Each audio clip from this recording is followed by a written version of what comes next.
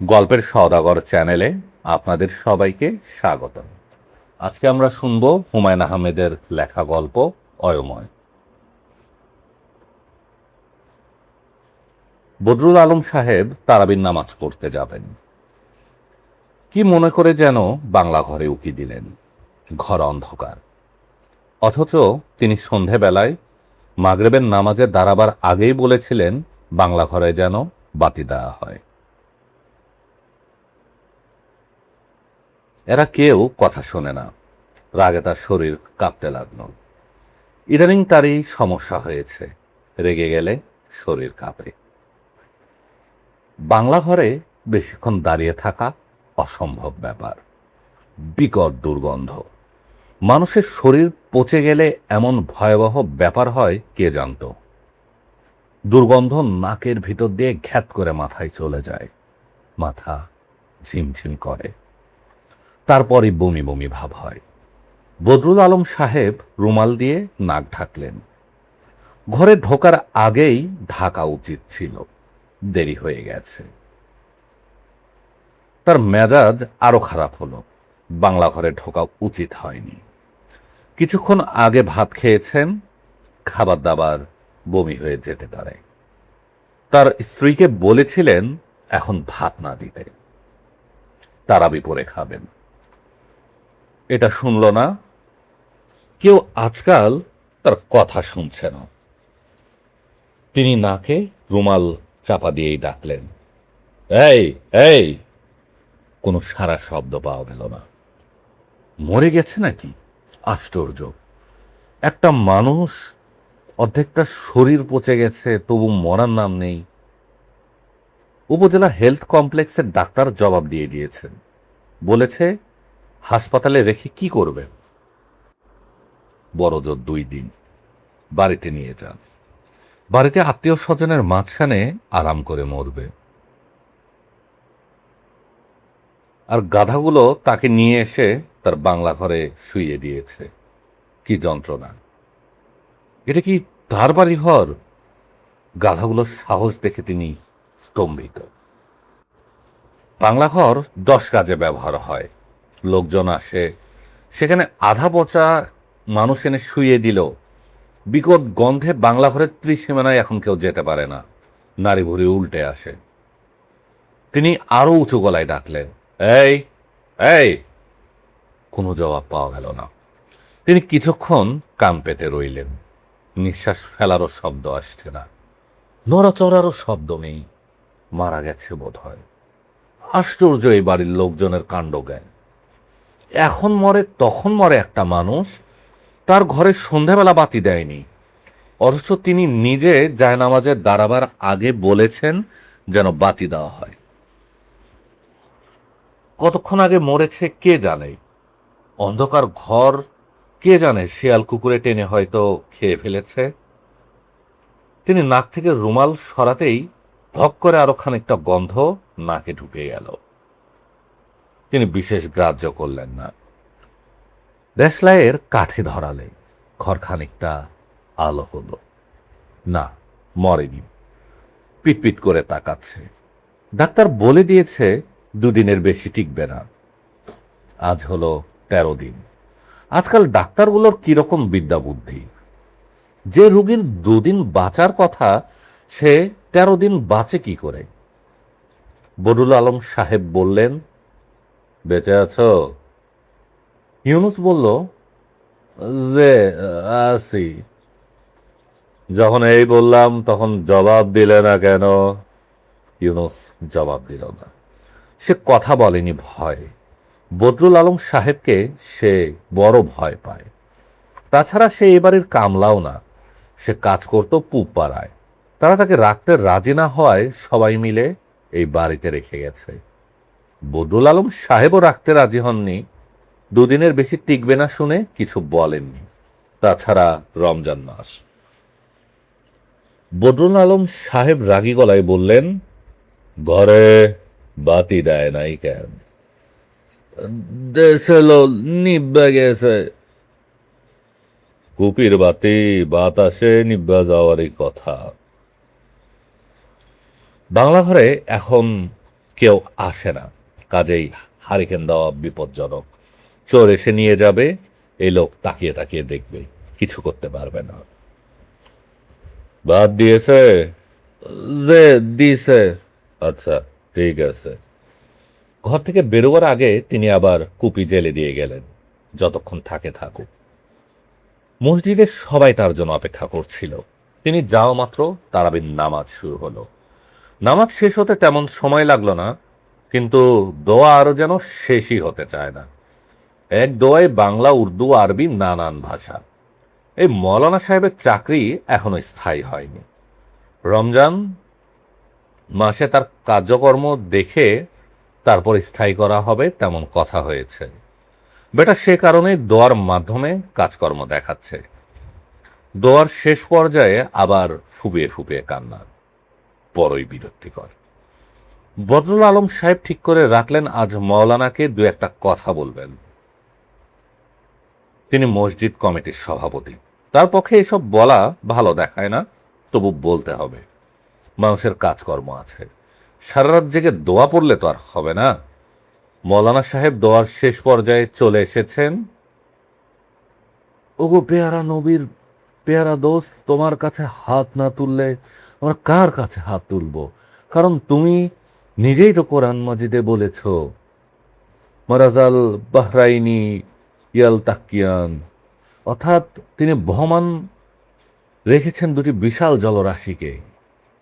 বাইন হুমা বারজাখু, অর্থাৎ তাদের দুয়ের মাঝে রয়েছে কুদরতি পর্দা। বদরুল আলম সাহেবের বিরক্তির সীমা রইল না। আজ রাতের দোয়া মনে হচ্ছে শেষই হবে না। মৌলানাকে সাবধান করে দিতে হবে। কিছু না বলায় লাই পেয়ে যাচ্ছে। দোয়া শেষ হলো। বদরুল আলম সাহেব গম্ভীর গলায় বললেন, মৌলানা সাহেব, আপনার সঙ্গে একটা কথা ছিল। তার গলার স্বরেই মৌলানা আতঙ্কগ্রস্ত হয়ে পড়ল। তিনি কি বলবেন তা না শুনেই বলল, আপনার কথা মতো আমি গেছিলাম, সে রাজি হয় না। এই কাজ তো জবরদস্তিতে হয় না। যদি বলেন আইজ না হয় আরেকবার যাব। আপনি কিসের কথা বলতেছেন? আপনি যে বলছিলেন তওবা করাইতে, তওবা করতে রাজি হয় না। এতক্ষণে বদরুল আলম সাহেবের মনে পড়ল, মৌলানাকে গত সপ্তাহে বলেছিলেন যেন ইউনুসকে দিয়ে তওবা করানো হয়। একবার তওবা করে ফেললে 3 দিনের ভেতর ঘটনা ঘটে যায়। তার ধারণা ছিল মৌলানা তওবা করিয়েছে। এখন দেখা যাচ্ছে তওবা করায়নি। তওবা করতে চায় না কেন? ভয় পায়, মরতে চায় না। তওবার সাথে বাঁচা মরার কি সম্পর্ক? জন্ম মৃত্যু তো আল্লাহর হাতে। আপনি এখনই চলেন, তওবা করিয়ে দেন। আমি সামনে থাকলে অরাজি হবে না। জি জি আচ্ছা। তাছাড়া এখন মৃত্যু হলে তা তার জন্য শুভ। রমজান মাসে মৃত্যু সরাসরি জান্নাতের দরজা। কি বলেন আপনারা? সবাই হ্যাঁ সূচক মাথা নাড়ল। একজন বলল, এর জন্য আপনি যা করছেন তা বাপ মাও করতো না, বাপ মায়ের অধিক করছেন আপনি। বদরুল আলম সাহেব উদাস গলায় বললেন, আমি তো করার কেউ না, যার করার তিনিই করেছেন। আমরা হলাম উপলক্ষ। ওই দিন মিয়াবাড়ির কুদ্দুস সাহেব আসছিলেন। তিনি বললেন, আপনি করছেন কি? ওরে অন্য কোনখানে ফালাইয়া দিয়ে আসেন। আমি বললাম, রমজান মাসে এইরকম কথা মুখে আনবেন না কুদ্দুস সাহেব। ইউনুসকে এক ধমক দিতেই সে তওবা করতে রাজি হয়ে গেল। মৌলানা সাহেব বললেন, এইবার আল্লাহ পাক তোমার কে আযাব থেকে মুক্তি দিবেন। তাছাড়া তুমি এখন 7 দিনের শিশুর মতো পবিত্র, সরাসরি জান্নাতে দাখিল হবে। বুঝতে পারলা? যে পারছি। কার উপরে কোনো দাবি দেওয়া রাখবে না, দাবি দেওয়া তুইলা না। আচ্ছা, বললে তো হবে না, বলো। কার উপর কোনো দাবি দেওয়া নাই। কারো উপরে কোনো দাবি দেওয়া নাই। মৌলানা সাহেব থাকেন মসজিদে। মসজিদ কমিটির পক্ষ থেকে তাকে মসজিদের পাশেই একটা ঘর তুলে দেওয়ার কথা, এখনো তোলা হয়নি। সবই অবশ্যই নির্ভর করছে বদরুল আলম সাহেবের উপর। তিনি একবার হ্যাঁ বললেই হয়। মৌলানা সাহেব মসজিদে যাবার আগে বদরুল আলম সাহেবের সঙ্গে দেখা করে গেলেন। বদরুল আলম সাহেব বললেন, তওবা ঠিকঠাক হয়েছে? জি। অবস্থা কি দেখলেন? সময় ঘনায় আসছে, তওবাদ পরে 3 দিনের বেশি টেকে না, তবে এটাও টিকবে না। হয়েছে কি?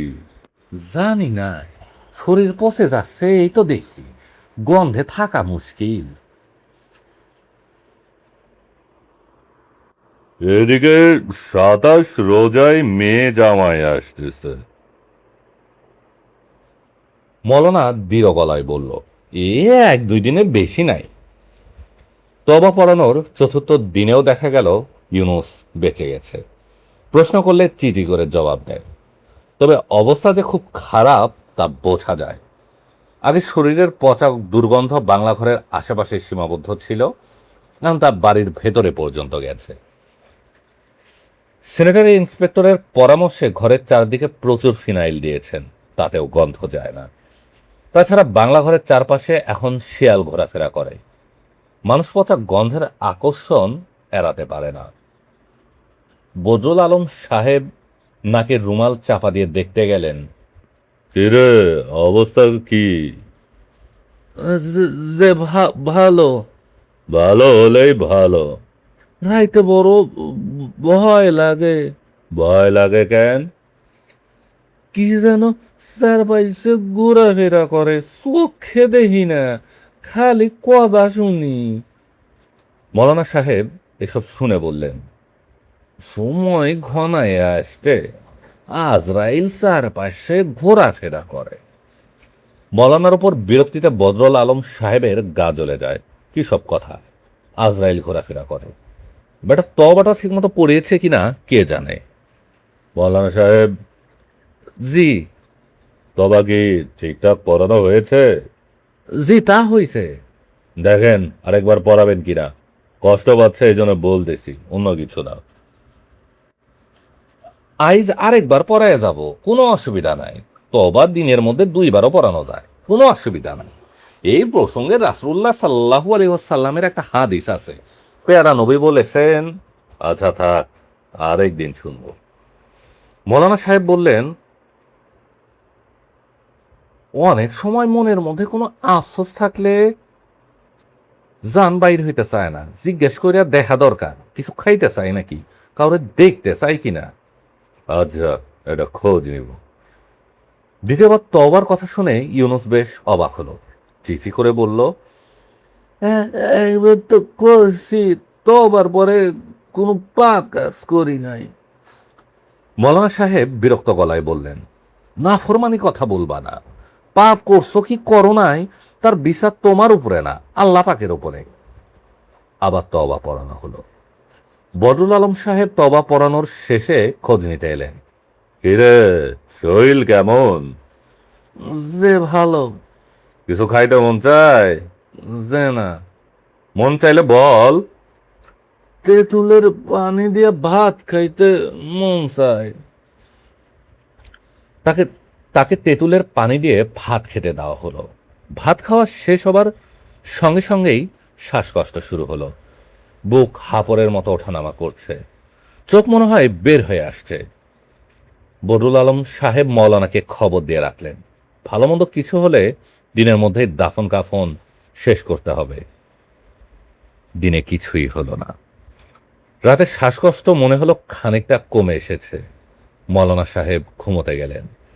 যাবার আগে বদরুল আলম সাহেবকে বলে গেলেন, আরো একটা দিন দেখতে হবে। বদরুল আলম সাহেব শুকনো গলায় বললেন, আর একদিন পরে কি? আমাবস্যা লাগতেছে, আমাবস্যার টান সহ্য হবে না। বদরুল আলম সাহেব বিরক্ত গলায় বললেন, একদিকে বলেন আজরাইলের কথা, আর একদিকে বলেন অমাবস্যার কথা। আজরাইল কি পূর্ণিমা অমাবস্যা দেখে ঘোরাফেরা করে? অমাবস্যার রাতে ইউনুসের অবস্থা খুবই খারাপ হলো। বুকের ভেতর থেকে গো গো শব্দ বেরুচ্ছে, মুখে ফেনা ভাঙছে, রাত যে কাটবে না তা বোঝাই যাচ্ছে। বদরুল আলম সাহেবের স্ত্রীও শাড়ির আঁচলে মুখ চেপে একসময় ইউনুসকে দেখে গেলেন। খাবার প্লেটে পড়ে আছে, ইউনুস ছুঁয়েও দেখেনি। তিনি বললেন, এর মুখে তোমরা পানি দাও, দেখছো না ঠোঁট চাটতেছে, আহারে। ভোরবেলা বদরুল আলম সাহেব খোঁজ নিতে গেলেন। কিরে, অবস্থা কি? ইউনুস চিচি করে বলল, যে ভালো। শ্বাসকষ্ট নয়? যে না।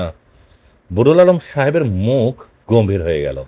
ইউনুস বলল, রাইতে একটা শিয়াল ঢুকছিল, পাওয়াতে কামড় দিছে।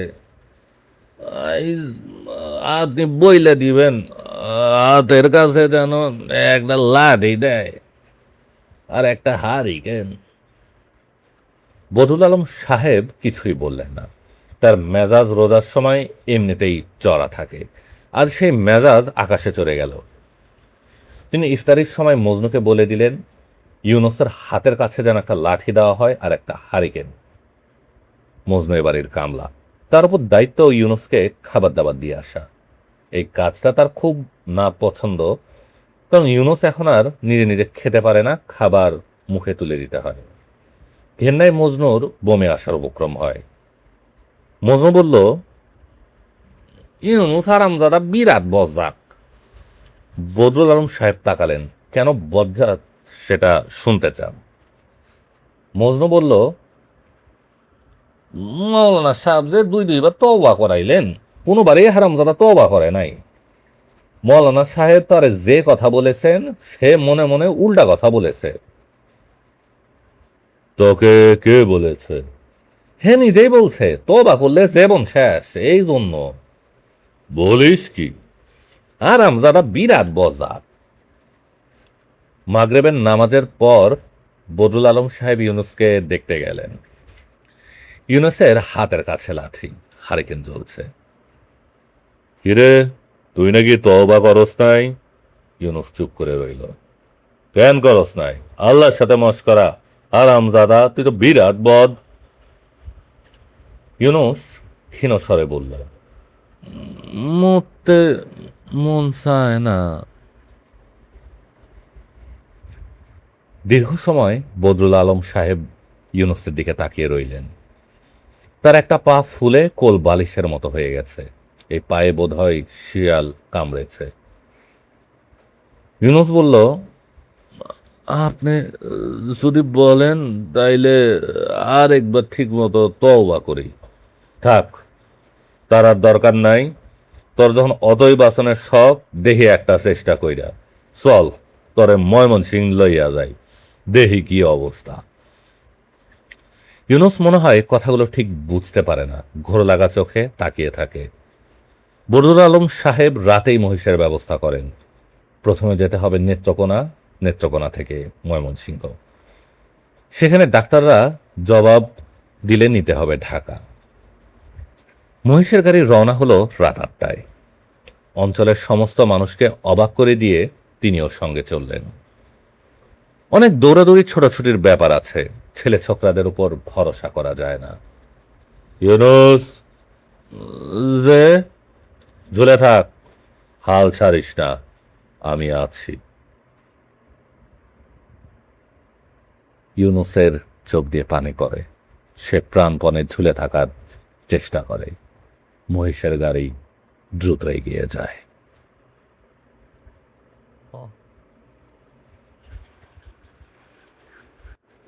সমাপ্ত। গল্পের সওদাগর চ্যানেলে আপনারা শুনছিলেন হুমায়ুন আহমেদের লেখা গল্প অয়ময়। এরকম আরও গল্প উপন্যাস শুনতে চাইলে আমাদের গল্পের সওদাগর চ্যানেলে চোখ রাখুন। গল্প পঠন ভালো লেগে থাকলে চ্যানেলটি সাবস্ক্রাইব করুন, লাইক, শেয়ার ও কমেন্ট করে সাথে থাকুন, পাশে থাকুন, গল্প শুনুন।